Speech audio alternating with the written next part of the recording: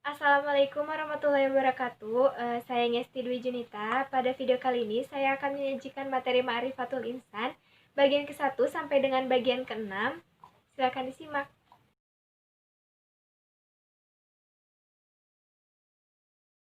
Bagian ke-1 yaitu Ta'rif al-Insan atau pengenalan manusia. Manusia adalah makhluk ciptaan Allah Subhanahu wa taala yang memiliki peranan penting dalam kehidupan di muka bumi. Mari kita lihat asal penciptaan manusia. Jika dilihat dari asal penciptaannya, manusia terdiri dari unsur bumi dan unsur langit. Mengapa unsur bumi? Karena manusia diciptakan dari tanah. Dan unsur langit karena setelah proses penciptaannya Allah Subhanahu wa taala meniupkan ruh ke dalam jiwa manusia. Dan jika dilihat berdasarkan fungsinya ini, manusia disimbolkan pada 3 unsur utama, yaitu hati, akal, dan jasad.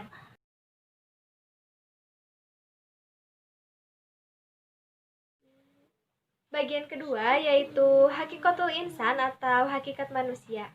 Setiap manusia perlu memahami apa yang menjadi hakikat-hakikatnya agar dapat bertindak adil terhadap dirinya sendiri, orang lain, dan makhluk-makhluk ciptaan Allah yang lainnya. Sebagai makhluk ciptaan Allah Subhanahu wa taala yang paling sempurna, manusia ini pada dasarnya adalah makhluk yang lemah, bodoh, dan fakir. Dalam hal ini, manusia tidak memiliki apapun kecuali apa-apa yang telah dianugerahkan oleh Allah Subhanahu wa taala kepada mereka. Maka dari itu, manusia dibebani tanggung jawab semasa hidupnya untuk beribadah dan menjadi khilafah atau pemimpin di muka bumi. Semua yang dikerjakan oleh manusia semasa hidupnya ini akan mendapatkan balasan atau pertanggungjawaban sesuai dengan apa yang ia perbuat.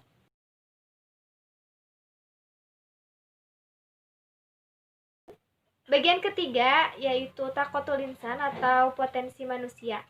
Menurut pandangan Islam, potensi manusia adalah suatu anugerah yang diberikan oleh Allah Subhanahu wa taala karena Allah menciptakan manusia dengan bentuk yang sangat sempurna. Maka dari itulah Allah membekali manusia dengan potensi yang ada pada dirinya. Potensi meliputi 3 hal, yaitu yang pertama ada potensi jasmani atau fisik, lalu yang kedua ada potensi rohani atau spiritual, dan yang terakhir ada potensi akal atau mind. Ketiga potensi tersebut merupakan kemampuan manusia untuk menentukan atau memilih jalan hidupnya sendiri. Manusia diberi kebebasan untuk menentukan takdirnya. Semua itu tergantung bagaimana manusia memanfaatkan potensi yang ada pada dirinya, dengan catatan semua yang dilakukannya akan mendapatkan pertanggungjawaban kelak, apakah manusia akan menghadapinya dengan sikap yang amanah atau dengan sikap yang hianah.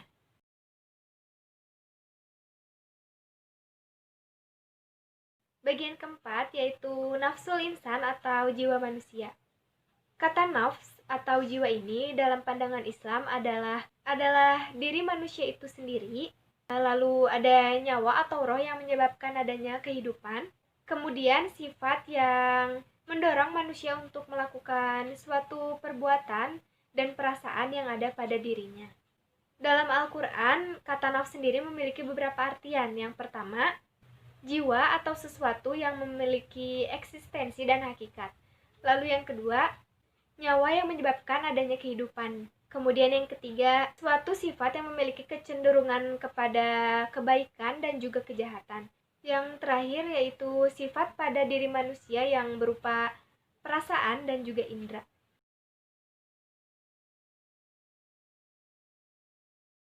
Bagian kelima yaitu sifatul insan atau sifat manusia. Jiwa manusia diberi 2 jalan oleh Allah Subhanahu wa taala, yaitu jalan yang benar atau takwa dan jalan yang salah atau fujur. Kita bahas yang pertama yaitu jalan benar atau takwa.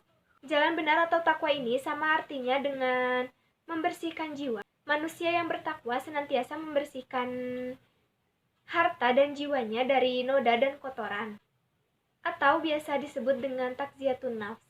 Berikut adalah kelompok orang-orang yang senantiasa membersihkan jiwanya.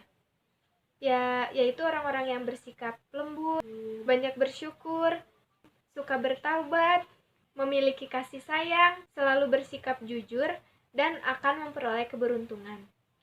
Lalu yang kedua ada jalan yang salah atau fujur. Ini sama artinya dengan mengotori jiwa. Manusia yang memilih jalan yang fujur, maka akan melahirkan banyak kemaksiatan yang berupa tindakan atau perilaku buruk yang lainnya.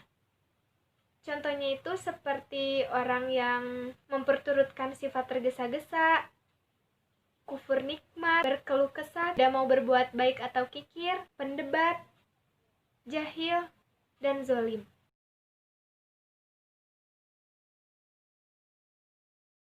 Bagian keenam yaitu hakikat al-ibadah atau hakikat ibadah. Ketika seorang hamba mengetahui hakikat ibadahnya sebagai bentuk syukur, itulah ibadah menjadi perisainya. Sumber pelaksanaan ibadah adalah dengan merasakan banyaknya nikmat yang telah Allah Subhanahu wa Ta'ala berikan kepada kita.